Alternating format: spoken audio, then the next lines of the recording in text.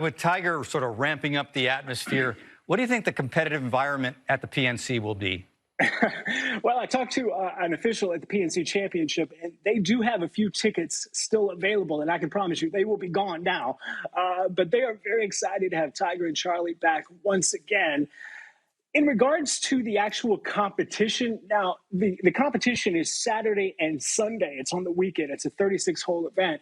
But there is a Pro-Am component Thursday and Friday. And talking to officials, Tiger has committed to play right now at least one of those Pro-Am days. He may play both, but that's still to be determined.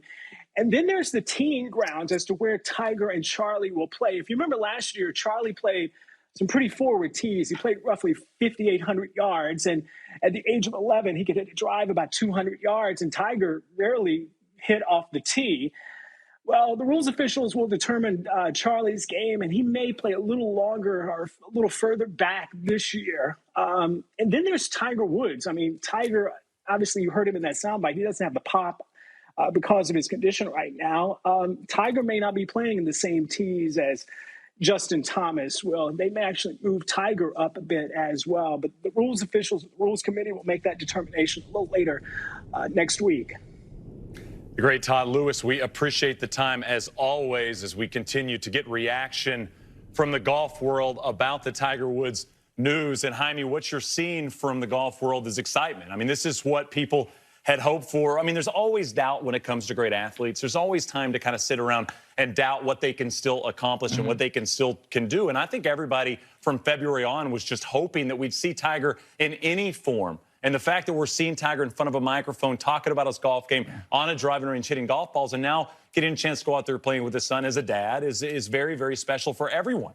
It is a triumph, period. That's it. There really doesn't have to be any more qualifiers. And I think Todd makes a great point that, let's just put on the brakes. And I mean, I'm guilty myself, is like projecting forward. But I do want to see how Tiger looks. I want to see that golf swing. I want to see, as we would any athlete coming back, a prominent athlete, has he lost a step? Is something different? And to this point, it doesn't look very different. Now, once the bell rings, it's always different. Father and son, not a PGA Tour event, but I think there'll be a little extra scrutiny, a little extra intensity in his performance, too.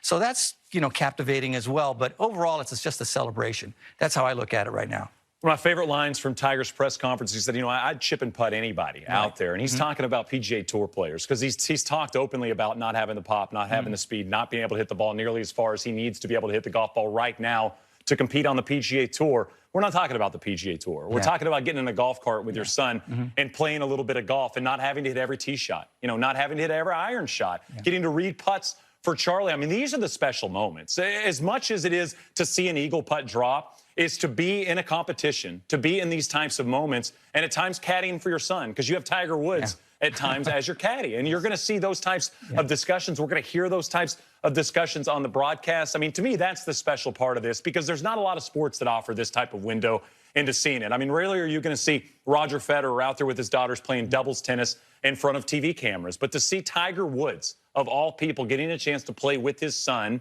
and getting a chance to play with his son in 2021, these 2 days are going to be the celebration. Offhand, I can't think of any other sport other than a couple where, a son comes at the very end of his father's career. This could, be still a lifetime association here. They could be playing in this thing for the next 25 years, and that would be wonderful too. But, I would say, though, Tiger's very good at playing possum and very good at low-balling. And, I don't have any pop, the ball's falling out of the air. These are all relative terms, Maybe it's not peak Tiger. It's still, I bet, pretty darn good. That's my bet. I think he's going to still look better than we expect once more.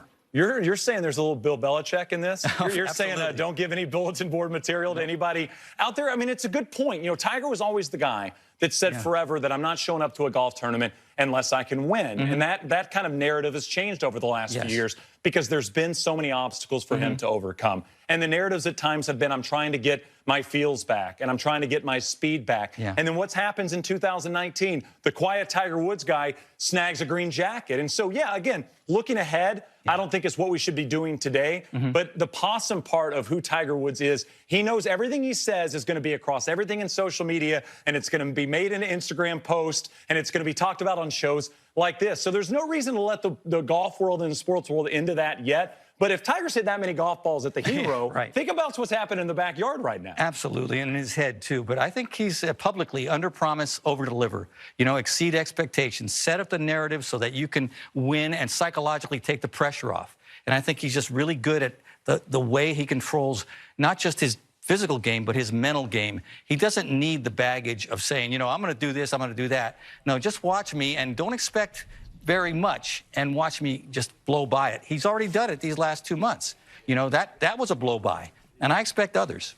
Going to be interesting to see what Tiger does around greens, right, with kind of the pitching. I mean, you know, I don't think we credit Tiger enough for the short game throughout the course of his career, his ability to hit different golf shots. You see some of the videos that brands push out there at times where Tiger's explaining to players like Rory McIlroy and Jason Day about the way he hits golf shots. There's a famous one TaylorMade posted where Jason Day goes, "Can you say that in English? Like, I don't know what you're talking about with these types of golf shots." I mean, I'm sure Charlie hears this all the time from his father, and we're going to get to see those two, you know, converse about golf and talk about competition and be in a golf cart and celebrate. Because some of those reactions from Tiger last year, the hugs and the high fives and the look on his face, So we proud. never saw that from Tiger about himself.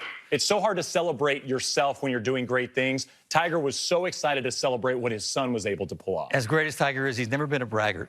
You know, he's let his clubs do the talking. That's the way he was taught. That's the way he gets the most satisfaction. And as far as the short game, since he's had the backyard and since he's not been as physically capable of hitting a lot of golf balls, I think his short game's gotten more virtuosity, gained more virtuosity. I think he loves the art of it. He loves different shots. He always liked that as a kid.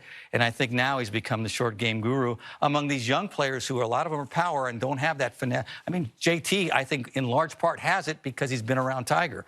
Bryson should hang around Tiger a little more. Yeah, hitting all those types of different golf shots, high, low, a lot of spin, different golf clubs. Jaime, this has happened so fast, you know? I mean, it seemed like, what, a month and a half ago where, you know, we were talking about Tiger abstractly. Who knows what's going to happen with Tiger going forward? The video gets posted, and all of this stuff seems to happen so quickly. Are you surprised by the speed of all this? Sure, yeah. But when I look back, he's just astounded us so many times. The speed of his comeback in 2008 after, you know, having knee surgery and then going to Torrey and winning that is amazing. And it's put such a nice bow on 2021.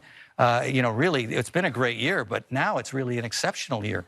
You know, the beginning of something extraordinary once again. Talk about counting athletes out, counting people out in sport. We do it so often, especially at this day and age with social media. It is so nice to celebrate an athlete, and of course social media doing that as well. Some of the reactions that we're seeing float around PNC saying it happened. That, of course, the reaction in 19 at Augusta National when Tiger walked off the green and finally got to celebrate a major championship win with his family. That was what was so special about that win at Augusta National. The USGA and the US Open Twitter account, welcome back. Can't wait to see you and Charlie play a little golf out there. We're with you.